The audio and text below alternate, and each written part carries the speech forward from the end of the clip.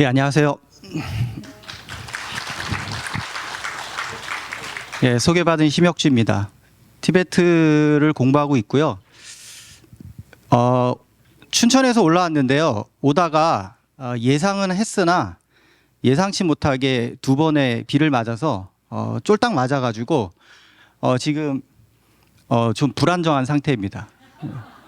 근데 비를 맞아서 제가 한 3초, 한 5초간 이렇게 잠깐 서 있으면서 드는 생각이 우리 죽음도 순간 드는 생각이었는데요. 우리가 짐작은 하고 예측은 하고 있으나 정말 어쩌지 못하는 순간에 다가오는 것이 아닌가 잠깐 생각이 들었고요. 오늘 저의 강의는 주제가 이러한데요. 주최 측에서 이런 엄중한 주제를 주시면서 시간도 굉장히 짧은 시간을 주셨습니다. 그 이야기는 뭐냐면 제 생각에는요.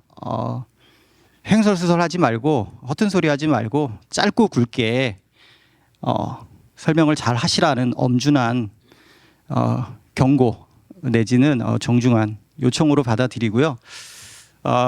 제가 집에서 원래 대중 강연을 하면요, 이런 불교 단체나 불교 이론, 뭐 교학 체계, 수행, 뭐 증법, 교법에 관해서는 아는 바가 거의 없고요. 그냥 수업을 하면서 예전에 티벳의 체험, 답사를 다니면서 주변에서 그냥 서성이는 정도, 그리고 이제 밖에서 어슬렁거리는 정도이기 때문에 거의 강의를 하지 않습니다. 그리고 실질적으로 제가 어떤 작은 깨달음이나 어떤 체험이 있어도 굉장히 주관적이기 때문에 하는 것은 좀 맞지 않다고 생각하기 때문에 거의 안 하고 있습니다. 제 박사학위 주제도 크게 보면 인류학, 민속학, 민족학 이쪽으로 접근을 했습니다. 그래서 하지만 티베트 지역에 가서 공부한다는 것은 불교를 벗어날 수 없고요. 티베트 불교의 어떤 이론 체계나 오늘 얘기되어야 하는 윤회와 한생이라는 분야를 떠날 수 없기 때문에 책을 읽은 정도입니다. 주제는 이러한데요. 제가 너무 무거워서 한 일주일 전부터 고민을 좀 해봤습니다. 이 이야기를 어떻게 풀어낼 것인가. 솔직히 말씀드리면 이 티베트 사자에서는 제가 경험한 것이 아니고요. 좀 이따 말씀드리겠지만 제가 갔다 온 세계도 아니고 제가 책을 몇 번 읽어본 정도이잖아요. 그래서 제가 저 이야기를 할 때 여기 계신 선생님들, 어르신들에게 전달하기가 굉장히 어렵습니다. 제가 오늘 풀어낼 인문학적 주제는 죽음 어떻게 준비할래요? 라고 이해해 주시면 될 것 같습니다. 저는 2004년도, 그러니까 대략 20년 전부터요, 그 코로나 2019년도까지 티베트를 답사하고 있습니다. 현지 불교 사원을 가고요. 수행승들, 뭐 소위 말하는 이제 뭐 럼보체, 뭐 활불 깨달으신 그 위대하신 분들이 있잖아요. 그 찾아다니면서 인터뷰를 하려고 노력을 하고 있고요. 그 다음에 현장 답사를 굉장히 중요시하고 있습니다. 이 티베트 천장 공부를 하면서 제가 죽음에 대한 관련 문헌들을 읽게 됐고요. 여기에 가장 핵심이 뭐냐면 장례 방식이잖아요. 그러니까 세상에 있는 모든 장법, 장례 방식에는 죽음이 반드시 있고요. 종교의 모든 공통적 특징은 사후 세계를 아주 이상적으로 설계해 놓은 겁니다. 티베트 불교가 아주 구체적, 세밀하게 그려놓았죠. 그 안에 티베트 사자에서도 있습니다. 그런데 제가 간 곳은 어디냐면요. 티벳은 에서 굉장히 중요한 사원이 여기 삼해 사원이라고 있어요. 여기는 티베트 역사, 정치, 종교에서 굉장히 중요한 사원이고요.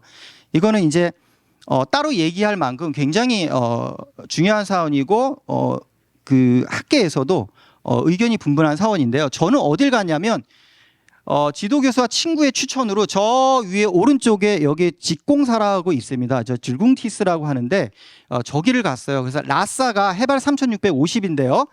저기를 아침에 새벽 5시에 버스를 타고 가면 오후 한 5시 정도 돼요.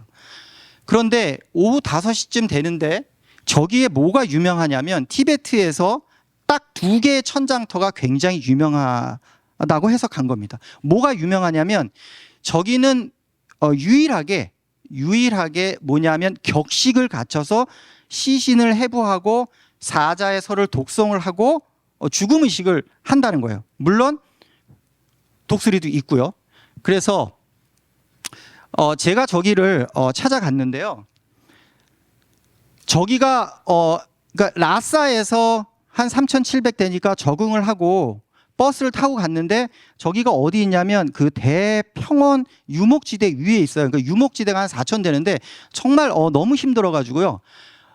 돌아가려고 생각할 정도였습니다. 그러니까 저는 아무런 지식도 없고 너무 뭐랄까요? 건방지게 간 거예요. 저 불교 성지를 너무 시시껄렁하게 갔다가 라싸에서 아주 호되게 혼났습니다. 그러니까 우리가 저런 성지를 가거나 티베트를 가면 일단 첫 번째 겪는 게 뭐냐면 몸입니다. 몸이 너무나 힘들어요. 근데 몸이 아픈 부위가 다 다릅니다. 그래서 몸의 중심이 어디인가를 절실하게 생각하게 해주는 데가 저기인데요. 제가 3,700에서 일주일간 너무 고생을 하고 간신히 기력을 찾아서 여기를 갔는데요. 해발 4,000이에요. 그래서 너무나 고통스럽고 힘들다가 이틀 동안을 밑에 유목지대에서 있다가 저기를 올라가야지만 저 맨 위에 하늘 위에 두 마리의 독수리가 보이시나요? 저기 독수리가 있습니다.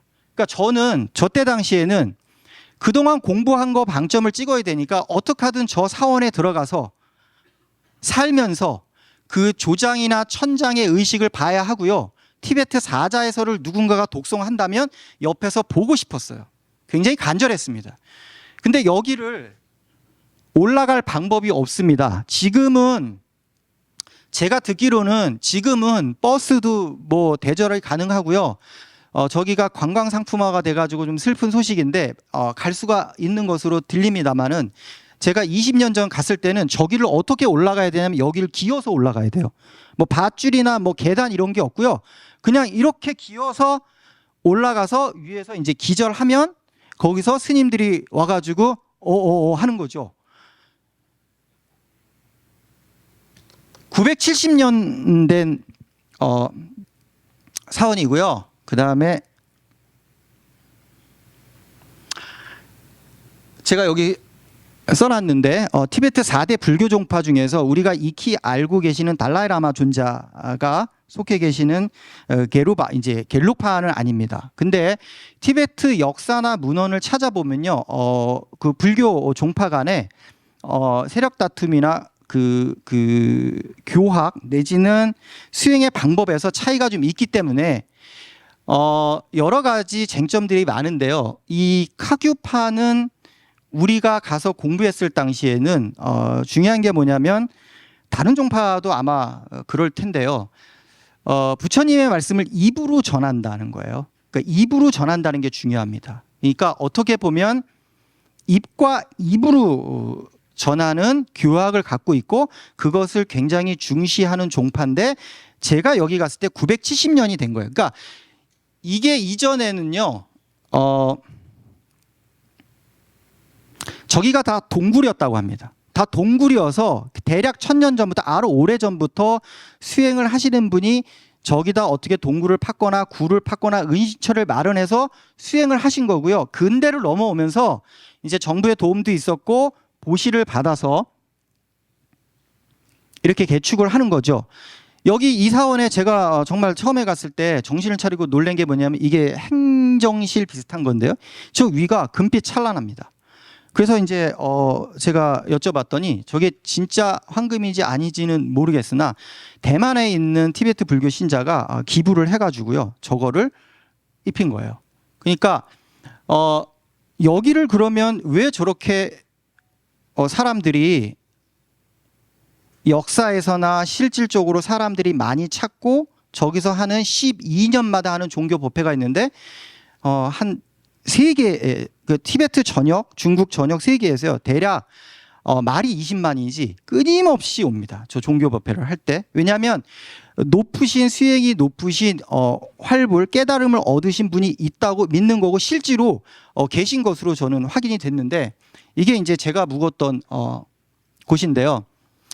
제가 여기서 또 한 번 더 말씀드리는 게 뭐냐면, 제가 처음에 소리가 중요하다, 소리를 듣고 입과 눈과 혀보다는 귀가 중요하다고 말씀드렸죠. 제가 그것을 느꼈던 때가 바로 여기서 생활할 때 어떤 걸 느꼈냐면, 이곳은 전기가 들어오지 않습니다. 지금은 들어올는지 모르겠는데, 그래서 촛불을 켜요. 그 촛불도 아껴서 켜기 때문에 하나만 켜고요. 그 다음에 일주일이나 한 달에 한 번씩 라싸 가서 이걸 공수를 해오는데 물이 없어요. 쫄쫄쫄 떨어지는 아니면 빗물인데요. 그래서 제가 제일 힘들었던 게 뭐냐면, 일반인들이 저런 데 가서 생활을 하려면 오후 4시 이후가 정말 고통스럽습니다. 할 게 아무것도 없어요. 그러니까 우리 일반인들이 사는 이 세계는 저녁 7시 밥 먹으면 정말 할 게 많죠. 이 욕계에 사는 이 세상의 우리들은요, 7시, 특히 대한민국에서 7시 이후에는 정말 소돔과 고모라가 저리 갈 만큼 쾌락과 즐거움이 사방에 깔려 있습니다.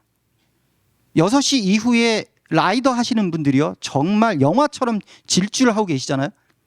먹는 것, 그리고 볼 것, TV가 너무 재밌잖아요. 제가 외국에서 어느 교수님이 말씀하시는데, 제가 어느 나라라고 특정적으로 말씀은 드리지 않겠지만 그 나라는요, 밤이 너무 재미없고 무료해서 일찍 잔대는 거예요. 근데 대한민국에 와서 보니까 잠을 잘 수가 없대요. 너무나 재밌어서. 어쩜 텔레비가 저렇게 입맛에 딱딱딱 맞게, 틀면 쇼핑, 틀면 먹는 거, 틀면 여행 가고, 틀면 관광 가고, 드라마도 정말 재밌다는 거예요. 잠을 잘 수가 없다, 11시까지. 그리고 11시 이후에는 각종 OTT 보고 싶은 것들이 정말 천국이죠. 죽지 않고 싶은 겁니다. 그러니까 그분이, 그런데 전 세계적으로 그 리스트를 조사해 보니까 자기가 살고 있는 저녁 7시 이후에 정말 무료하고 재미없는 삶을 사는 나라가 행복지수나 만족도에서 굉장히 높고요, 우리나라보다 굉장히 높게 있습니다. 근데 제가 그걸 본격적으로 어디서 느꼈냐면, 여기를 갔는데 저녁을 주지 않습니다. 너무나 고통스러웠어요. 저녁을 먹질 않고요, 아침과 점심을 드시고 그 다음에 5시 넘어가고 7시 되면 각자의 숙소에 들어가셔서 수행을 하시는지 잠을 주무시는지 아니면 뭘 하는지 알 수가 없는데, 제가 조금 아까 말씀드린 제가 묵었던 방에서 가만히 앉아 있으면 너무나 힘들어요. 할 게 없어가지고 5시부터 가만히 앉아 있는 겁니다. 누우면 잠도 안 와요. 힘들어가지고. 그리고 온갖 마귀들이 라면, 짜장면, 초콜릿, 영화 이런 것들이 뭐 엄청 돌고요. 3일을 기준으로 이제 거의 우울지경에 내려가고 싶어가지고요. 근데 아직 독수리를 못 봤으니까 못 내려가는 거죠. 그런데 제가 여기서 막판에 버틴 이유가 있습니다. 저녁에요, 소리가 들립니다. 해발 4,700, 4,800에 970년 된 수백 개의 저 방에서 소리가 나요. 무슨 소리일까요? 경을 읽습니다. 스님들이요, 제가 본 걸 유추를 하자면 낮에 자기의 스승님에게 경 따라 읽기를 하거나 둘셋 모여서 어느 특정한 뭐 햇볕이 내리쬐는 곳 어디 가서 경을 읽습니다. 여러분들 미디어나 이런 데 보신 것처럼 경전을 읽고 경을 읽고, 그리고 혼자 뭐 하시는 분도 있고. 근데 그분들이 내가 가만히 들어보니까 밤마다 소리를 내시면서 읽으시는 거예요. 근데 저기 전기가 없죠. 불이 없습니다. 어떻게 낼까요? 외우는 거예요. 외워서 외우는 것 같더라고요, 제 생각에. 근데 제가 밤이 되면 이제 한 7시부터 가만히 앉아서 그걸 기다립니다. 근데 저기에 만약에 500분이 수행을 하고 계신다면 그분들이 서로 다른 경전을 읽거나 서로 다른 독송을 할 가능성이 굉장히 높은데요, 제가 환영이 보였는지 모르겠는데 시간이 지날수록 저 소리가 합쳐져 가지고요, 제 개인적인 상상력을 동원하자면 산이 울릴 정도로 밤에 어마어마합니다. 웅웅해요. 그러면 진짜 노래 같기도 하고요, 정말 거기에 흠뻑 취해가지고 아, 이게 소리의 정말 위력이구나. 그래서 티베트 가시면 제가 항상 주의 깊게 듣는 게 뭐냐면 포탈라궁 안에 들어가서도 그렇고 불교 사원에서 들어가서 경전 읽으시는 모습을 보면 항상 가만히 서서 듣습니다. 소리예요. 소음이 아닙니다. 소음은 경적 소리, 빠방하는 소리. 소음은 우리의 몸을 힘들게 하고 불쾌하게 하는데 소리는요, 우리의 몸에 굉장히 이롭게 합니다. 편안해져요. 자, 소리 얘기를 계속하고 있는데요. 진도 좀 나가보겠습니다. 이 4개가 있고요. 제가 이제 천장의 얘기를 조금 하면서 시간이 그러니까요. 사자에서 얘기를 하도록 하겠습니다. 요 3개가 있어야 됩니다. 공간이 있어야 되고 높아야 돼요. 바람이 불어야 됩니다. 왜냐하면 시신의 냄새가 있기 때문에 바람이 불어서 어느 정도 날려줘야 됩니다. 겨울에 천장하기 굉장히 힘듭니다. 제가 봤는데요. 이 머리카락은 밀고 손톱도 밀어서 유가족에게 주기도 하고요. 이 해골 있잖아요. 그거를 망치로 이제 부수는 경우도 있는데 겨울에 굉장히 춥거든요. 치면 이게 바사져서 얼굴에 탁탁탁 튀어가지고요. 선장사 그 스님도 얼굴이 막 이렇게 차차차삭 핏발이 쓰고 그렇습니다. 근데 아무튼 저 공간이 굉장히 중요합니다. 조용하고 높은 곳에 있어야 되고 두 번째가 이제 독수리가 있어야 되고요. 3번째 천장사가 있어야 되는데 저게 바꿔 말하면 저것밖에 없기 때문에 그렇게 하는 겁니다. 바꿔 얘기하면 저걸 찾은 게 아니고요. 티벳의 지리적 환경이, 인문학적 환경이 저렇게밖에 안 되기 때문에 장법을 저렇게 하는 거예요.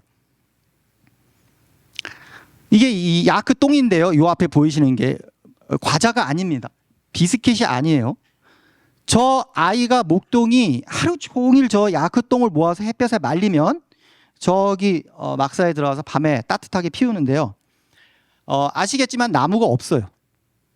나무가 없기 때문에 티베트 장법에서 화장이나 탑장을 할 수 있는 대상은 굉장히 제한적입니다.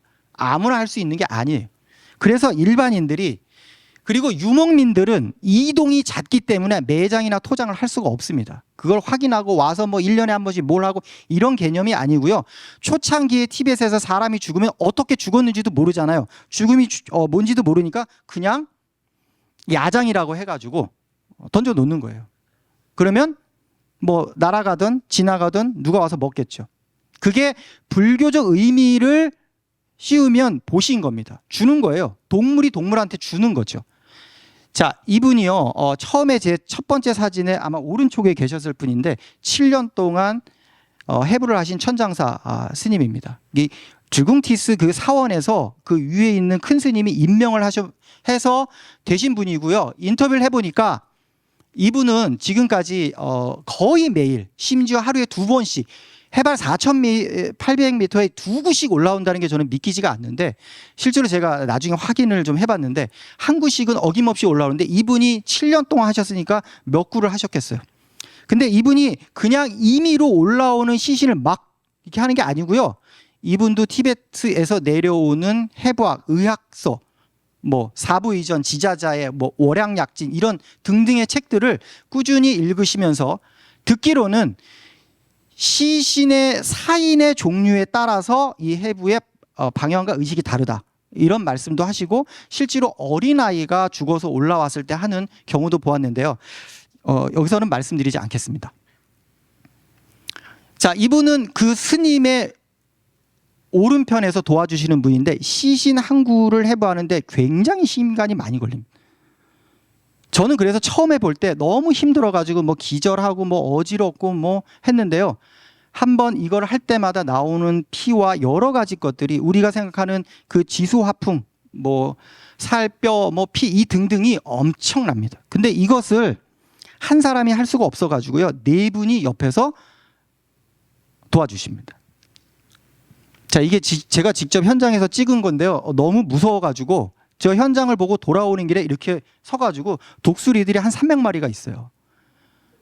예, 독수리입니다. 근데 우리가 동물원에서 보는 독수리하고는 좀 다르다는 느낌이 들고요. 매일매일 독수리의 입장에서 보면 매일매일 생존을 해야 되기 때문에 그 생존에 영양소는 인간의 시신인 거죠. 그러니까 시신이 안 올라오면 저 독수리는 굶어요. 아마도 여기서 제가 알기로는 죽음에 관한 의식을 했던 것으로 기억을 하는데 제가 여기서 마저 죽을 뻔했습니다. 제가 여기서 욕심이 생겨가지고 이것도 어렵게 찍은 사진인데 촬영을 하려다가 유가족 망자의 식구들한테 걸려가지고 진짜 마저 죽을 뻔했어요. 그래서 라마승 한 분이 저를 데리고 이제 동굴로 피신시켰는데 그때 이후로는 안 찍고 있는데요. 여기 보시면 요 빨간색 담요 요게 아마 시신일 겁니다. 그리고 이렇게 낫 같은 걸로 탁 따면 그 안에 시신 이렇게 자궁이 엄마 뱃속에 있는 것도 있고요. 아닌 것도 있습니다.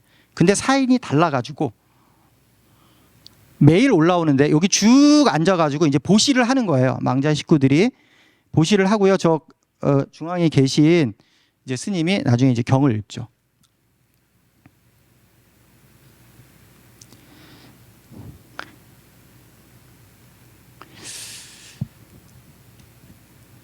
저거를 2달을 보고 제가 너무나 힘들어가지고 내려올 때 거기 스님이 저를 안아주시면서 다시는 오지 마라. 근데 저도 다시는 이곳에 오지 않겠습니다라고 했는데 거의 매년 갔어요. 정말 신기하게도. 거의 티베트 저역을 매일 가고 매일 이제 인터뷰를 하고 저런 것을 하는데 오늘 주제와 관련하여 불교, 티베트 불교를 얘기하는데 윤회와 환생이 있기 때문에요. 죽음이 있는 거고요. 그 죽음에 대한 각종 의식이 있는 겁니다. 그러니까 우리가 조금 이따 볼 티베트 사자에서에서 가장 중요시하게 생각하는 게 아마도 저 몸에 대한 집착입니다. 저것이 수행자와 일반자, 출가자들이 다 다른 거죠.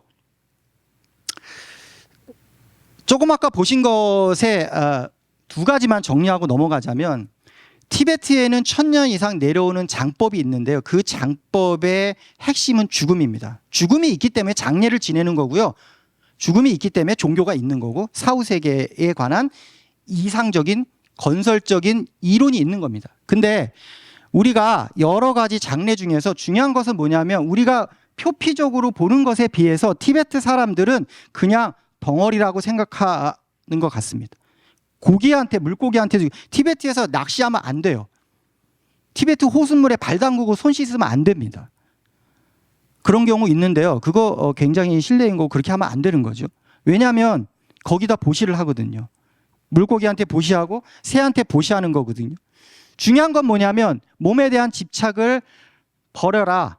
더 중요한 것이 있다. 들어가 보겠습니다. 짧게 한 5분 정도로 할애해서 제가 또 이렇게 허튼 소리를 많이 했는데요. 중요한 것은 제가 오늘 처음에 시작할 때 소리라고 말씀드렸죠. 저는 이제 불교적 접근이 아니고 인문학적 접근을 하다 보니까 바르도 퇴돌의 여러 가지 이제 사이사이 의미들이 있는데 듣는다. 듣는 게 굉장히 중요합니다. 귀가 중요한 거예요. 귀가.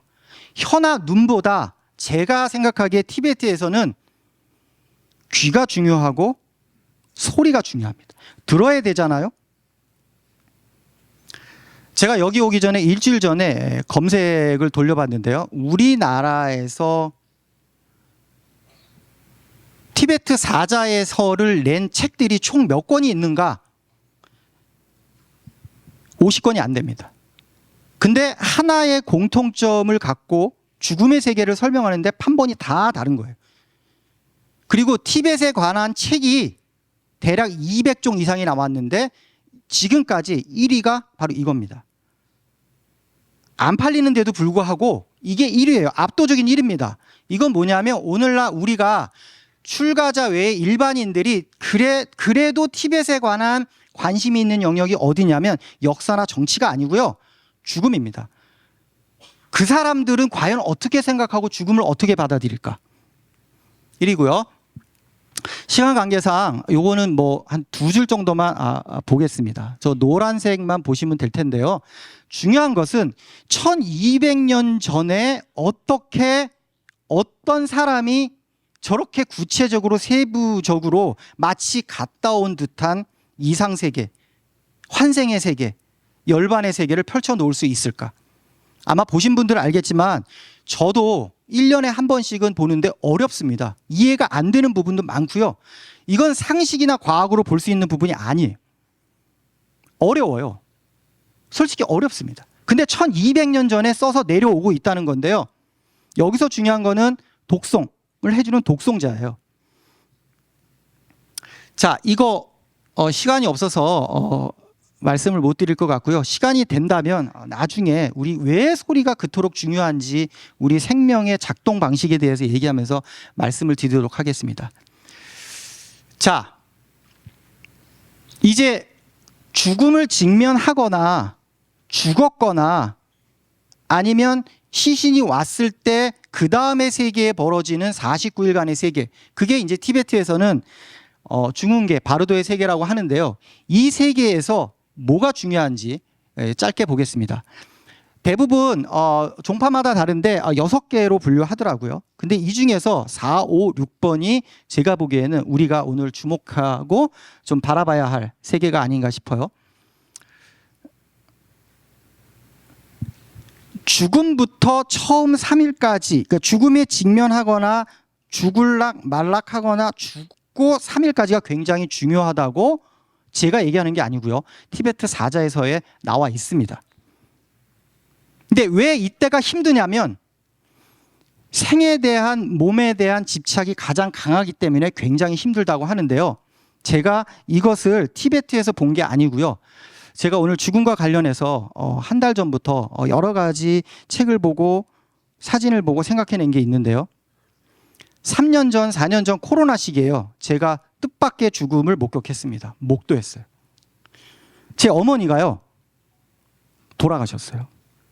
근데 코로나로 돌아가신 게 아니고요. 정말 뜻밖의, 정말 예상치 못한 질병이 발견이 돼서 돌아가셨는데, 돌아가시기 직전에 저의 손을 잡고 뭐라고 말씀하셨냐면, 나는 술, 담배를 핀 것도 아니고 남을 해롭히며 사는 사람도 아닌데 내가 왜 이렇게 죽어야 돼? 그러면서 그 침대 난간 있잖아요. 거기를 붙잡고 막 버티시는 거예요. 안 누우려고. 그러니까 누우면 본인도 이제 죽음이다 라고 느끼셨던 것 같아요. 그래서 침대 난간을 붙잡고 한 몇 시간 동안 버티시다가 그때 어머니가 제 생각으로는 많은 환영들, 많은 슬픔과 분노와 받아들일 수이 없을 게 왔을 것 같은데 깜짝 놀라게 저한테 뭐라고 말씀하시냐면, 거기가 호스피스 병동이었는데 4분이 계신데 호스피스 병동은 매일 아니면 일주일에 한 번씩 나가시죠. 사라지십니다. 빈자리가 나오는데 갑자기 어머니가 앞을 빤히 바라보면서 욕을 하시는 거예요. 욕을 하시면서 제가 이 욕을 할 수는 없고요.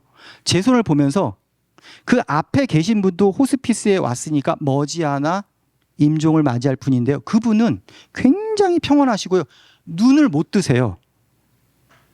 장님이신지 아닌지 병 때문에 눈이 어떻게 된 눈을 못 뜨시고 아들이 먹여주는 음식을 그냥 매일매일 편안하게 받아 드시고 누우시더라고요. 근데 어머니가 그 침대 난간을 놓고 들어가시기 바로 전에 뭐라고 하시면 앞을 보면서 나도 저걸 먹고 싶어.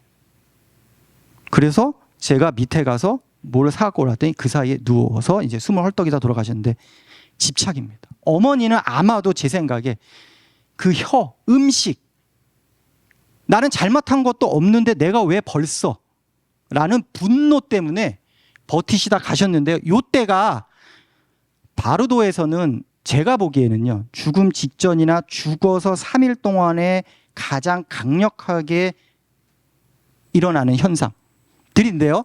여기 제가 노란색을 친 부분이 비교적 중요한 얘기인데, 그 몸에서 색이 사라진다고 그래요. 그러니까 엄마 아빠의 상징성이 사라지는 거죠. 아빠는 흰색, 엄마는 빨간색 뭐 등등 해서 죽음과 동시에 몸이 해체되면서 색깔이 사라지고요. 이때 수행자와 일반 출가자와 일반인들이 경험하는 세계, 대처하는 세계가 다 다르다는 거죠. 그래서 수행자들은요, 이 밑에 제가 노란색으로 써놨는데요. 꿈속에 깨어 있으면 바르도에서도 깨어날 수 있다라는 얘기를 합니다. 그러니까 꿈 요가를 하거나 평상시에도 우리가 훈련을 하고 수행을 하면 그 세계에 들어가서도 할 수 있다라는 거예요. 3일 안에 해탈을 하거나 좀 더 좋은 세계를 가기 위한 몸 벗음을 하거나 좀 더 좋은 환경을 만들 수 있다는 건데요. 제가 보니까 어떤 책에서 한 번의 들음으로 한 번 듣는 걸 해탈의 세계에 갈 수 있다. 저는 못 간다고 생각하거든요. 일반인들은 절대 못 갑니다. 출가자들도 갈 수가 없어요. 제 생각에. 수행을 많이 하시고 정말 깊으신 분이 소위 우리가 얘기하는 그 세계로 갈 수 있을까 말까 한 거거든요. 한 번만 듣고 갈 수 있다. 제가 보기엔 출판사에서 책 홍보 마케팅으로 한 것 같은데 한 번만 듣고 갈 수 있는 사람은 일반인들은 없습니다. 자, 두 번의 단계인데요. 그게 3일 동안에 해결이 안 되면 요 3일에서 20일 사이에 들어간다는 거예요. 근데 여기서 중요한 것은 수행이 안 돼 있고 업장이 깊기 때문에 여러 가지 불빛들이 이렇게 나타나는데 이게 우리 마음이 만들어낸 환영인 거죠. 그래서 독송이 필요한 겁니다. 그래서 수행이 깊으신 분, 수행이 높으신 법력이 있으신 분이 와서 귀에다 대고 건드리지 않고 귀에다 대고 티베트 사자의 설을 독송을 해주는 거예요. 집단으로 해주는 게 아니고요. 독송을 해주는 겁니다. 근데 여기서 이 불빛들이 상징하는 바가 있는데요. 책에서는 어떤 불빛을 따라가면 천상, 축생, 악이 지옥으로 가고요. 어떤 불빛을 따라가면 해탈의 불빛으로 길로 들어갈 수 있다고 하는데 그것도요. 수행이 되고 업장이 평상시에 이 윤회의 세계에서 벗어날 수 있는 업이 되신 분이 독송을 들으면서 갈 수 있는 가능성이 있다고 저는 생각합니다. 두 번째 세계에서 저 21일의 세계에서 빛을 올바르게 보지 못하면 그러니까 순수한 본성이 우리 몸이 해체되면서 책에서는요. 우리 몸의 구조를 얘기하면서 티베트 의학에서 얘기하는 맥, 기, 차크라, 명점들도 그 미묘체들도 서서히 붕괴되면서 어떤 순수한 본성이 나타나는데 그 빛을 볼 수 있느냐, 판별할 수 있느냐, 분별할 수 있느냐가 관건이라고 해요. 근데 그 빛을 판별할 수 있는 자가 얼마나 될 수 있겠습니까? 그래서 평상시 우리가 살 때의 업이 얼마나 중요한가를 얘기하는 거고요. 자, 해결이 안 됐어요. 그러면 마지막 단계인데요. 제가 여기서 중요시하게 생각하는 것은요. 해결이 안 됐습니다. 환생을 하거나 어떠한 형식으로도 다시 태어나야 돼요. 윤회의 그 끝을 보지 못했기 때문에 그리고 윤회의 끝을 보거나 해탈하고자 그 해탈을 하는 사람은 극소수입니다.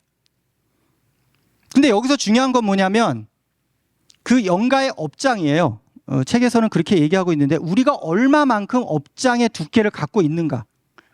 근데 독송자도 중요하고 귀도 중요한데요. 제가 어디 가서 이거 얘기할 때는 저 부분은 제가 전공자가 아니라 좀 더 구체적으로 실체적으로 얘기할 수가 없는데요.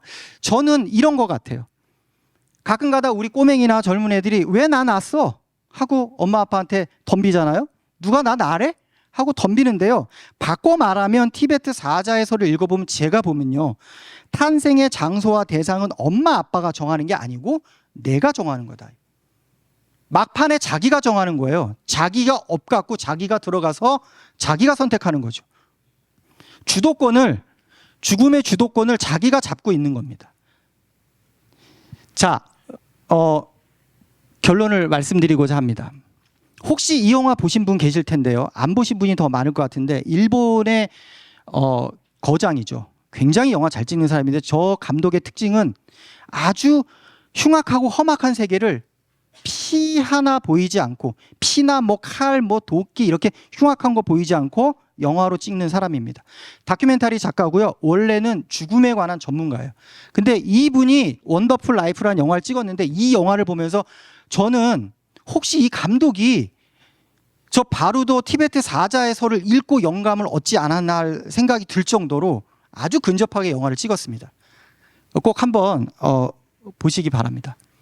자, 우리에게 무엇을 줄까 생각해 보면요. 제가 아까 뜻밖의 죽음, 저희 어머니 예를 말씀을 드렸는데요.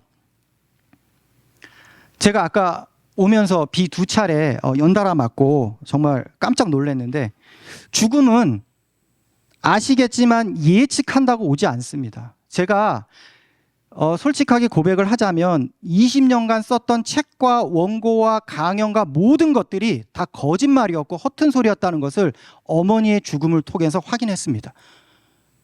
그리고 반성을 많이 했어요. 실제로 우리 주위를 둘러싸고 있는 가족이 죽지 않는 한 죽음을 본질적으로 목도하기는 굉장히 힘듭니다. 부고장을 보고서 우는 사람 그렇게 많지 않아요. 그런데 우리가 오늘 저녁, 매일 저녁 대한민국 뉴스를 보시면요, 정말 저렇게 죽어? 하는 사람이 부지기수고요. 알려지지 않은 사람은 정말 얼마나 많겠습니까? 그래서 이 제가 오늘 드리는 강연의 메시지는 뭐냐면요, 티베트 속담 2개를 설명하면서 마치고자 합니다. 높은 산을 다 먹어도 배가 부르지 않고요, 바닷물을 다 마셔도 여전히 부족하다. 우리 욕계에 사는 동물들은요, 할 수 있는 게 솔직히 말씀드려서 보시와 절제밖에 없습니다. 보시가 뭐냐면 양보하는 거예요. 손해보는 겁니다. 따지지 않는 거예요. 저거로부터 시작하는 겁니다. 업장을 우리가 크게 출가하지 않고요, 전문으로 업을 하지 않는 이상 우리가 할 수 있는 게 그렇게 많지 않고요, 굉장히 어렵습니다. 제가 최근 몇 년 동안 아주 중요시하게 생각하는 속담인데요, 이것이 아마 티베트 사자의 서에서 말하는 여러 가지 논리와 이상세계가 주는 현실적인 결론이 아닌가 생각합니다. 그런데 우리가 어떻게 이것을 해야 할까요? 마지막 미션을 드리면서 마칠까 합니다. 아침에 눈 뜰 때 3초, 잠잘 때 3초, 여러분들 잘 아시는 죽음 명상을 하시면 효과가 있습니다. 나는 죽는다. 반드시 죽는데 언제 죽을지 모른다. 죽을 때 아무것도 가져가지 않는다. 그 다음에 아침 저녁으로 3초 눈 까딱할 때 죽음에 관해서 생각하시고요, 그것의 기초를 우리 가족, 배우자, 자식, 부모님으로부터 실천하고 수행한다면, 저는 출가가 아닌 이상 우리 일반인들이 할 수 있는 가장 어렵지만 가장 쉽게 할 수 있는 실천 방안 중에 하나가 아닐까 생각합니다. 긴 시간 너무 또 이래저래 떠들어서 죄송합니다. 감사합니다. 일단 마치겠습니다.